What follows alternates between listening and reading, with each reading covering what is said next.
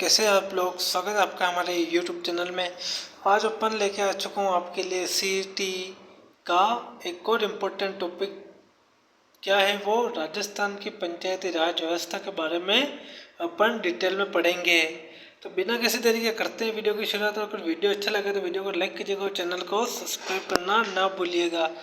First अध्याय अपन देख रहे हैं परिचय, ऐतिहासिक पृष्ठभूमि एवं उद्घाटन। परिचय उद्देश्य क्या है? राजस्थान की पंचायती राज व्यवस्था का भारत में लोकतांत्रिक विकेंद्रीकरण को धरातल पर उतारने तथा सत्ता गांवों को तक पहुंचाने के लिए पंचायती राज व्यवस्था को लागू किया गया है। इसका मुख्य उद्देश्य क्या है? ग्रामीण क्षेत्र के नागरिकों में स्थानीय स्वशासन की भावना विकसित करना और लोकतंत्र को जमीन स्तर पर मजबूत बनाना और स्थानीय समस्याओं का त्वरित समाधान करना इसका प्रमुख उद्देश्य है। ऐतिहासिक गौरव में क्या? राजस्थान संपूर्ण भारत का पहला राज्य है जहां स्वतंत्र भारत में त्रिस्तरीय पंचायती राज की विविधता का शुभारंभ किया गया है। एग्जाम में क्वेश्चन यहाँ से बन सकता है। तो क्या क्या है वो क्वेश्चन? क्या बन सकता है कि ऐसा कौन सा राज्य है जहाँ पर त्रिस्तरीय पंचायती राज का शुभारंभ किया गया? तो वो है अपने राजस्थान। ऐतिहासिक उद्घाटन तिथि देख लेते हैं। ऐतिहासिक तिथि 2 अक्टूबर 1959 को महात्मा गांधी की जयंती के अवसर पर इसका गठन किया गया। स्थान इसका नागौर जिला का प्रसिद्ध बगदरी गांव था। इसके उद्घाटनकर्ता कौन थे? भारत के प्रथम प्रधानमंत्री पंडित जवाहरलाल नेहरू द्वारा दीप प्रज्वलित कर इसका शिलान्यास किया गया। संवैधानिक पृष्ठभूमि पढ़ लेते हैं अपन। भारतीय संविधान के निर्माण के समय ही महात्मा गांधी के ग्राम राज्य स्वराज के सपने को साकार करने के लिए 4 भाग राज्य के नीति निर्देशक तत्व के अंतर्गत अनुच्छेद 40 में राज्यों को ग्राम पंचायत के गठन का निर्देश दिया गया था। फिर बलवंत राय मेहता समिति। भारत सरकार द्वारा सामुदायिक विकास कार्यक्रम 1952 और राष्ट्रीय विस्तार सेवा 1953 की असफलताओं की जांच के लिए जनवरी 1957 में बलवंत राय मेहता की अध्यक्षता में एक समिति का गठन किया गया, जिस समिति का क्या नाम रखा था? बलवंत राय मेहता समिति। मुख्य सिफारिश क्या है? समिति ने नवंबर 1957 में अपनी रिपोर्ट सौंपी और देश में लोकतांत्रिक विकेंद्रीकरण की सिफारिश करते हुए त्रिस्तरीय पंचायती राज व्यवस्था लागू करने का सुझाव दिया। इसी कारण बलवंत राय मेहता को पंचायती राज व्यवस्था का वास्तुकार भी कहा जाता है। फिर त्रिस्तरीय पंचायती राज का ढांचा देख लेते हैं अपन। स्तर पहले अपन स्तर देखेंगे, ठीक है। फिर अपन देखेंगे स्तर, फिर अपन देखेंगे संस्था का नाम, फिर अपन देखेंगे राजनीतिक प्रमुख, फिर अपन देखेंगे प्रशासनिक अधिकारी और फिर अपन न्यूनतम आयु। तो ग्राम स्तर पर देखते हैं। ग्राम स्तर पर संस्था का नाम जो होता है वो होता है ग्राम पंचायत। उसके कौन होता है? सरपंच, उप सरपंच होते हैं। प्रशासनिक अधिकारी कौन होता है? वीडीओ होता है, ग्राम विकास अधिकारी। न्यूनतम आयु इसके लिए 21 वर्ष चाहिए होती है। फिर खंड ब्लॉक स्तर पर देख लेते हैं। मध्यम स्तर पे संस्था का नाम क्या होता है? पार्टी पंचायत समिति। इसका इसका राजनीतिक प्रमुख कौन होता है? प्रधान या उप प्रधान। इसके और ऊपर कौन होता है? वो होता है बीडीओ, खंड विकास अधिकारी। इसकी भी उम्र 21 वर्ष होती है। फिर आता है मुख्य रूप से जिला स्तर पर, शीर्ष स्तर पर संस्था का नाम होता है जिला परिषद और प्रमुख का नाम होता है जिला प्रमुख या उप जिला प्रमुख। सीईओ होता है मुख्य कार्यकारी अधिकारी। इनके ऊपर उनकी भी न्यूनतम आयु कितनी होनी चाहिए? 21 वर्ष। फिर अपन ग्राम सभा लोकतंत्र की आधारशिला कहा जाता है। परिभाषा: यह पंचायती राज की सबसे छोटी प्राथमिक इकाई है। एक ग्राम पंचायत क्षेत्र के अंतर्गत आने वाली सभी राजस्व गांवों के 18 वर्ष या उससे अधिक आयु के पंजीकृत मतदाता इसके अनिवार्य सदस्य होते हैं। मुख्य कार्य: वार्षिक बजट पर विचार करना, विकास योजनाओं को मंजूरी देना तथा पंचायत के कार्यों का सामाजिक अक्षेषण करना। फिर दूसरा पद त्याग इस्तीफा व्यवस्था। परीक्षा की दृष्टि से जनप्रतिनिधियों के इस्तीफा के कर्म महत्वपूर्ण है।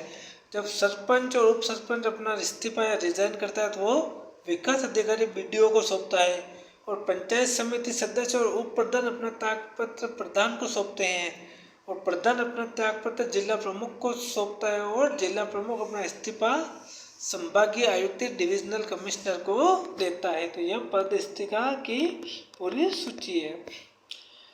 फिर अध्याय 3 में 73 संविधान संशोधन 1992 एवं राजस्थान अधिनियम 1994 के बारे में अपन पढ़ेंगे। तो पहला है 73वां संवैधानिक संशोधन नियम 1992 1992।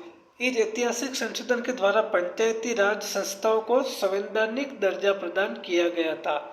यह कब लागू हुआ था देश में? यह 24 अप्रैल 1993 को लागू हुआ था। इसलिए प्रतिवर्ष 24 अप्रैल को राष्ट्रीय पंचायती राज दिवस मनाया जाता है। संवैधानिक बदलाव क्या हुआ था? इसके तहत संविधान में भाग 9 जोड़ा गया था तथा 11वीं अनुसूची भी शामिल की गई थी। कुल विषय इसमें क्या रखे थे?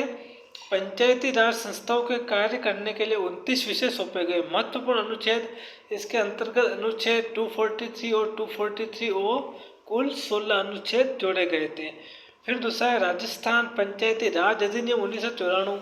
73वें संविधान संशोधन के प्रावधानों के अनुरूप राजस्थान सरकार ने अपना नया राजस्थान पंचायती राज अधिनियम 1994 में पारित किया था। लागू होने की तिथि क्या थी? यह अधिनियम पूरे राजस्थान में 23 अप्रैल 1994 को लागू हुआ था। इसके बाद वर्ष 1996 में राजस्थान पंचायती राज नियम 1996 लागू किए गए थे। फिर आरक्षण व्यवस्था पढ़ लेते हैं अपन। रिजर्वेशन स्ट्रक्चर, SC ST और OBC आरक्षण, जनसंख्या के अनुपातों में सीटों का आरक्षण निर्धारित किया गया। यह किस अनुच्छेद के अंदर किया गया? यह 243 243D के तहत आरक्षण का ये किया गया था सुझाव। ठीक है। फिर महिला आरक्षण, 73वें संशोधन में महिलाओं के लिए न्यूनतम 33% आरक्षण का प्रावधान था, परंतु राजस्थान सरकार ने ऐतिहासिक कदम उठाते हुए पंचायती राज संस्थाओं में महिलाओं के लिए 50% आरक्षण कर दिया था। महत्वपूर्ण संवैधानिक अनुसूची देख लीजिए। अनुच्छेद 243A में क्या आता है? ग्राम सभा का गठन और उसकी शक्तियाँ। अनुच्छेद 243B में क्या आता है? पंचायतों का गठन, त्रिस्तरीय ढांचा।